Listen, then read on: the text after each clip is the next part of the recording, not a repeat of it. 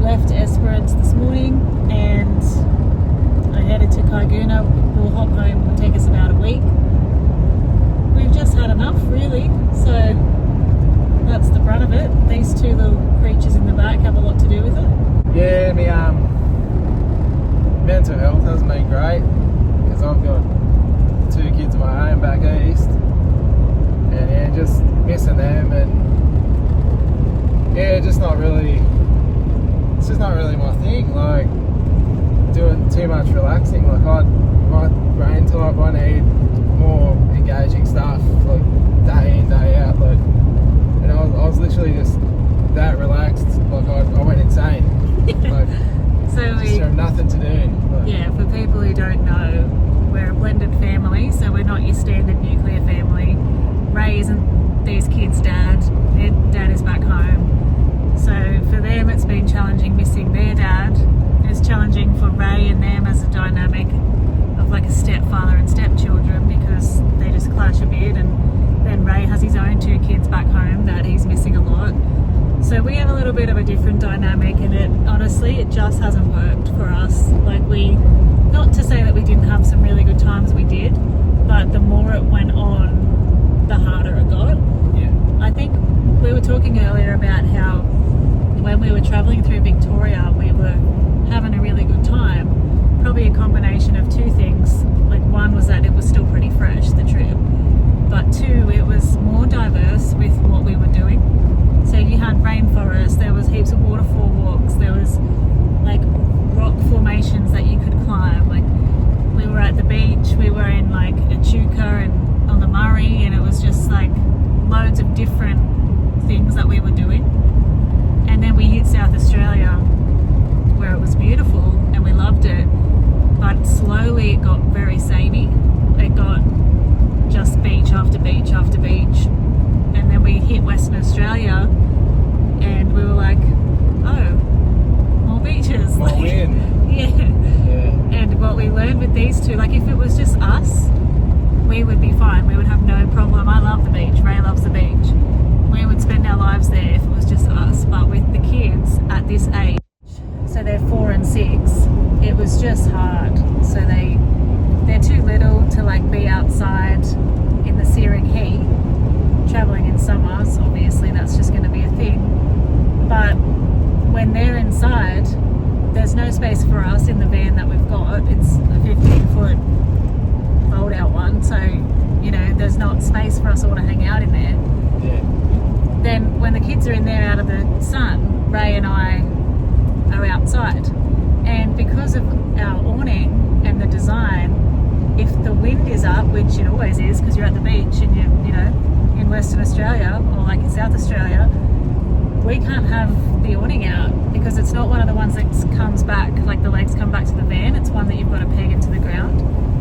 And if the wind gets up like 30 k's an hour, any more than that, we have to pack it up or we will just lose it. Yeah, it starts like creaking and groaning, like it's about to snap in half and take off. That's just the way it is. Like, it doesn't matter how much you anti-flap it or tie it down. And like the last place we were at, I couldn't get a peg into the ground. I was hitting them with a club hammer, steel pegs that were like this long, and they were bending. So yeah, and we didn't have anything heavy to tie the awning to, like apart from the generator, which I only got one of. Yeah. So the beach is great, but yeah, the reality with little kids is like, and a smaller van, is that we were just out in the elements a lot, and it just got a bit much, and it got a bit samey, and it wasn't what we kind of thought it would be. So that's right. Yeah, like that's not to say that we didn't try on many times to go right. It's hot out here. Can't have the awning. It's windy. Let's just jump inside and we'll just watch a family movie with the kids. That lasts for about 10 minutes, and then the squabbling starts. You know, who's laying closer to mum or who's closer to the TV or whatever.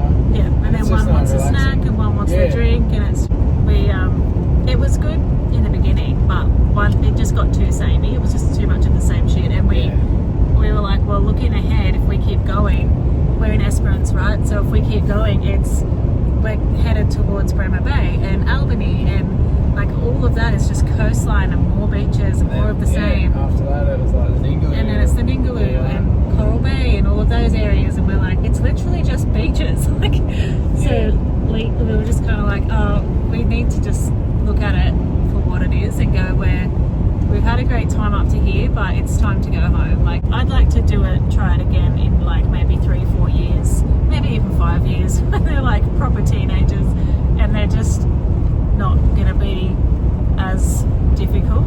Yeah. Well, they'll be a bit more self-sufficient.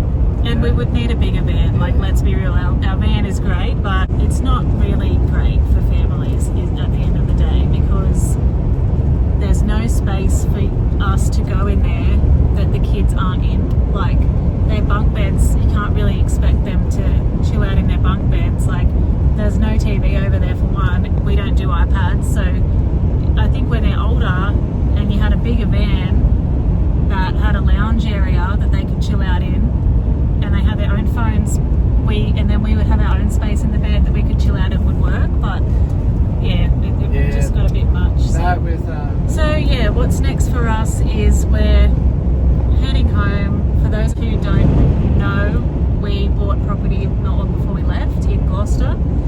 So the plans for us now is go home and start changing things at the farm to make it how we want it. We've got big plans for it. Yeah, it's pretty much, it's really well set out space-wise. It's a blank canvas. So you got your house, a couple of water tanks, shed, cool room, carport, all that.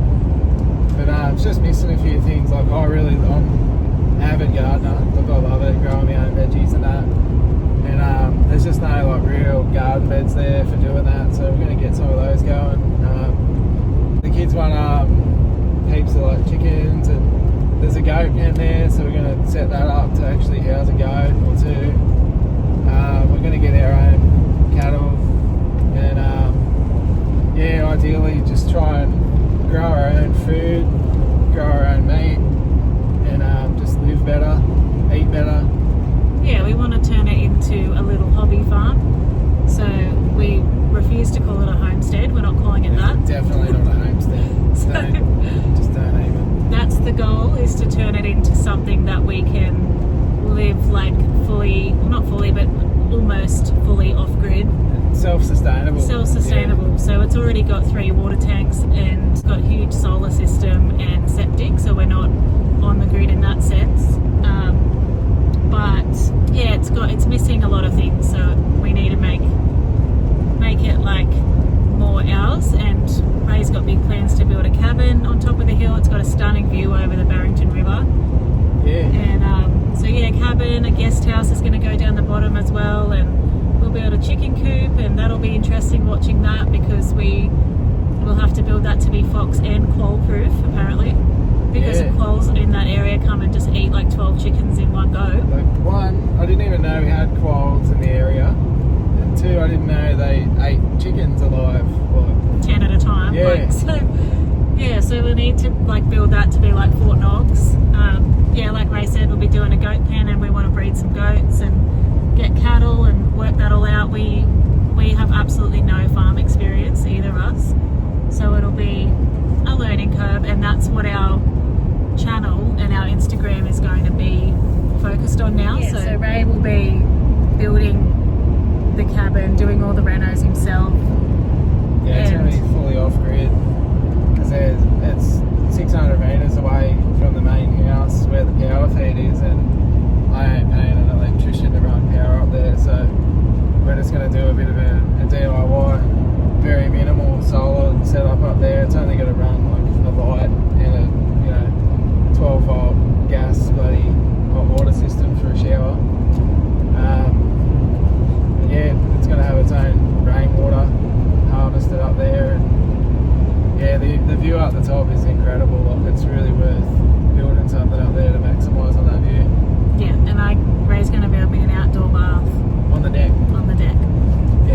Yeah, so he's going to build that from scratch. Well, but mostly I'll be his little apprentice, and we'll document all of that from start to finish, and building the chicken coop, setting up the goat pen and getting cattle going and the veggie garden. We've got big plans for a huge veggie garden, and the house itself, we will be renovating that completely as well, and huge plans. There's going to be a lot on the channel coming up that's going to be good viewing, I think, like watching us as we just try and work it out with the farm and do little projects one at a time until it becomes what we imagine it's going to be, what we visualize for it. Yeah, just make it suit our needs. Like, it's perfectly livable as it is, but there's just a few things that we'd like to have, like to make it more accommodating for us and our kids, and yeah, places to put all our animals. Yeah, and we're just, like we sort of touched on before, the goal is to just get off the system as much as possible, get out of it. We want to cut as many ties as possible to it in terms of like groceries and bills. So yeah, follow along and hopefully we'll see you in the comments on our new journey that's not so much big lap and more farm life.